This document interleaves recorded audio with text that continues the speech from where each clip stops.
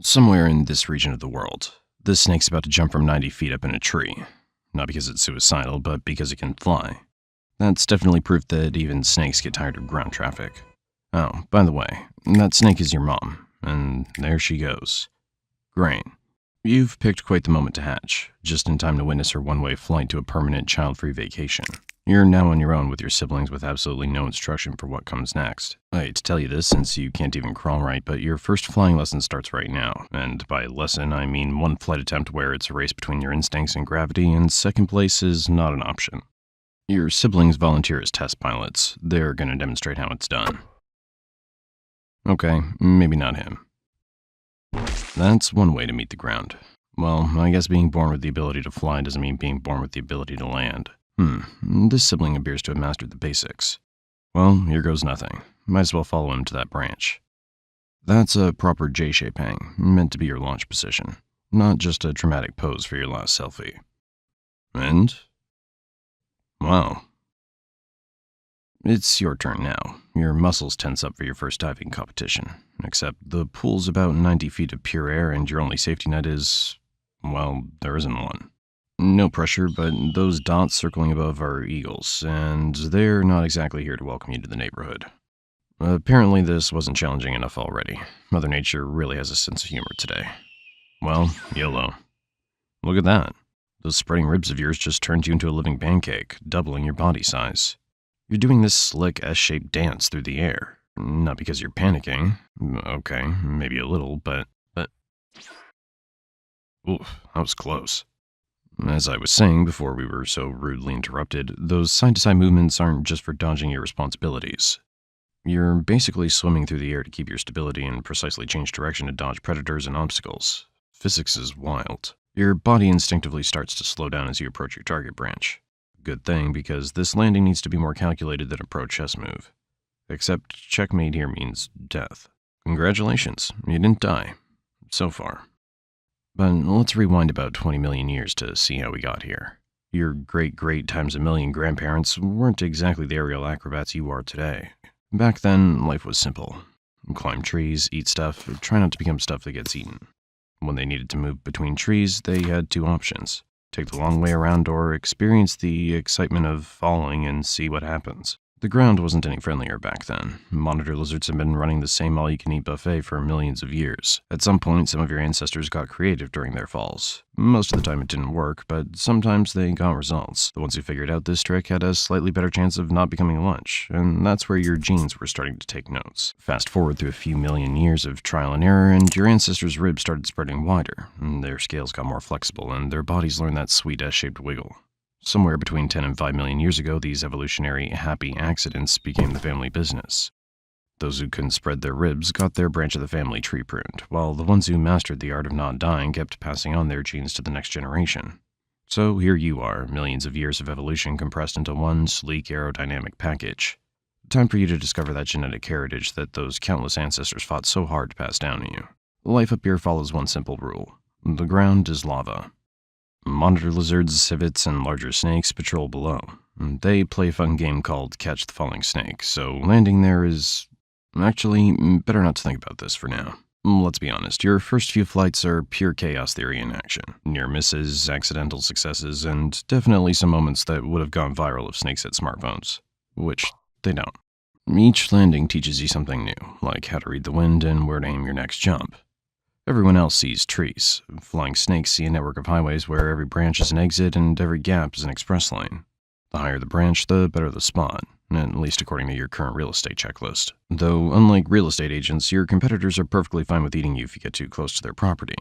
And up here, every promising branch could hide a hungry predator, so you always have to stay alert. After all this aerial acrobatics, you're getting hungry. Let's see what's on the menu. Tree-dwelling lizards, frogs, insects. Sadly, your Uber Eats driver gave up after seeing the 90-foot climb. Looks like you'll have to master the art of self-service. Look at that, your first potential snack. This is your chance. You first analyze your launch spot, knowing each branch offers a different trajectory, wind exposure, and angles of attack. The wind conditions, the angle, everything's perfect. This is the moment all that training's led to. Your body flattens out in the perfect silent approach from above. No footsteps, no rustling leaves, just pure aerial ninja skills. And Nice try, but your lunch is already in another postal code. A few more embarrassing attempts follow, but eventually you end up catching something. It's not much, but it'll do. Time to get back to premium branch hunting because the forest's hottest listings don't stay vacant for long. Look who else picked the same branch. Wait, oh, that's your sibling from this morning. Unfortunately, they're not here to start a real estate family business with you. You decide to retreat and... Okay, time to update the checklist. Who would have thought being a coward would save your life? You go and pick that spot instead for your next adventure. However, something doesn't feel right. But what? Yeah, right. Gravity. You know what touching the ground means. Too bad it looks like this is where your story ends. Wait. Apparently you're so tiny that this giant thought you were just another fallen branch. Remember, you're currently barely 10 inches long, and... Time to get the hell out of here. Your body instinctively knows what to do. Grip the bark with your belly, arch forward, anchor your rear, repeat. Look at you go, riding those microscopic ridges all the way up. Much safer up here. Lucky you, no predator was nearby to witness your mistake. The view's way better from this height.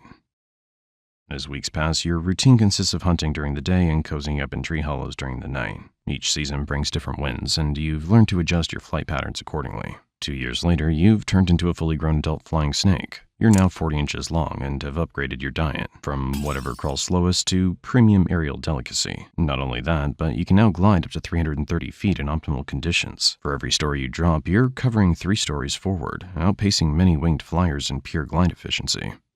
However, among flying snakes, the air highway system follows strict rules you know nothing about so far. Your species isn't exactly territorial, but you've learned the hard way that better launch spots aren't just for convenience. Your life literally depends on it. And up here, the neighbors aren't friendly. Other flying snakes want the same prime spots, and they're not interested in sharing. The air also gets busy during hunting hours. Everyone's trying not to become someone else's lunch while hunting for their own. Flying predators are still trying to use you as their snack, but you've gotten used to it, and now that you look the part, you've raised your standards when it comes to picking a launch spot. Speaking of which, the morning starts with what looks like a perfect branch conquest. That one's perfect. Clear angle, strong, good height. This one's perfect for hunting without becoming a bird's breakfast. Speaking of breakfast, you're just settling in, admiring how this prime spot gives you the perfect vantage point over your hunting grounds. Unfortunately, someone else had the same idea. The challenger tries to impress you. Very cute. Sorry, but that can't happen. Flying snakes don't actually fight. No biting, no slapping, not even a strongly worded letter. Instead, it's a passive-aggressive talent contest. Sometimes just looking big enough is enough to make the other guy back off, but it doesn't always work. Now it's a test of patience, or rather a test of who doesn't have any. Your rival leaps off the branch without a second thought, and you follow close behind. Your speed through the air matches his reckless start with a measured, controlled glide. You show off your flying skills. If you're wondering if flying snakes actually do that, they don't. But it made you look good. As you two approach the target, one problem arises. 2 snakes, 1 branch. The rival hesitates for just a second, and that's all it takes. You capitalize on his hesitation and land on the branch first, leaving your rival with nothing to grab onto. His body twists mid-air, scrambling for another branch that doesn't exist. No choice but to land on the ground. You both know what that means. Your new branch becomes your watchtower. Hours pass while you remain perfectly still, your body curved against the bark. Even the most eagle-eyed predators can't spot you when you're in stealth mode. After what feels like an eternity of cosplaying as a branch, your body readies itself for that perfect moment to strike. But sometimes, dinner has other plans. 3 years of this aerial lifestyle and you've mastered every trick in the book.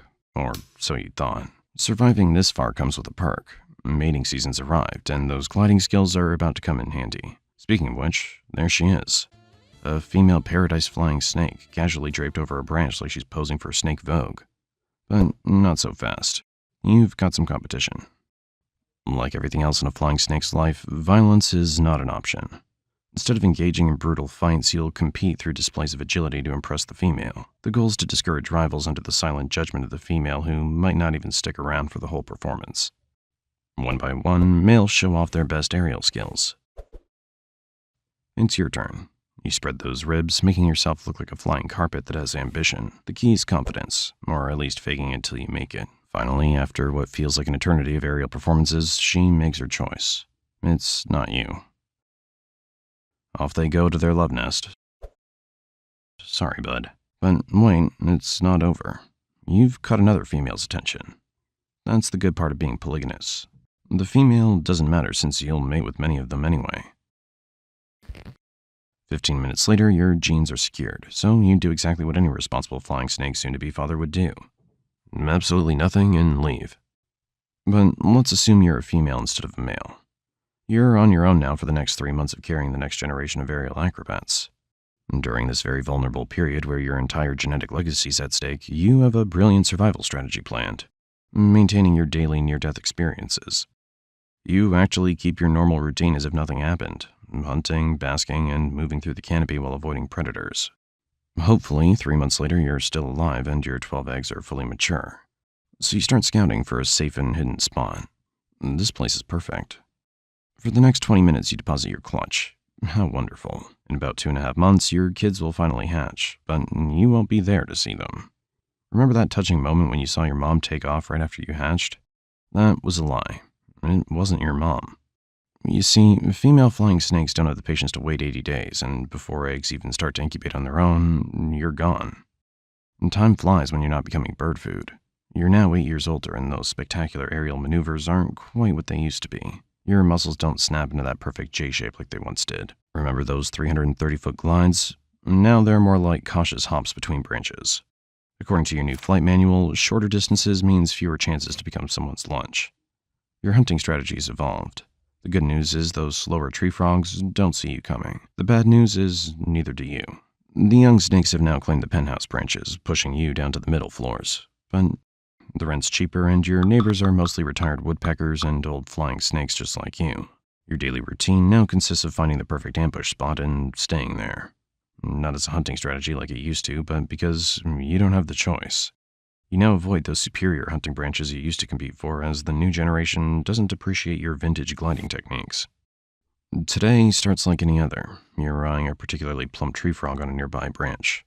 The shot looks easy enough, just a quick glide like you've done thousands of times before. You line up for the jump, muscles protesting every move. The launch starts well enough, until it doesn't. Your body doesn't flatten quite right. That essential mid-air correction comes too late. Suddenly, that target branch looks very far away. Physics, your old friend, is now your worst enemy. As the ground rushes up to meet you, you can't help but appreciate the irony. All those years of dodging predators and gravity turns out to be the ultimate hunter.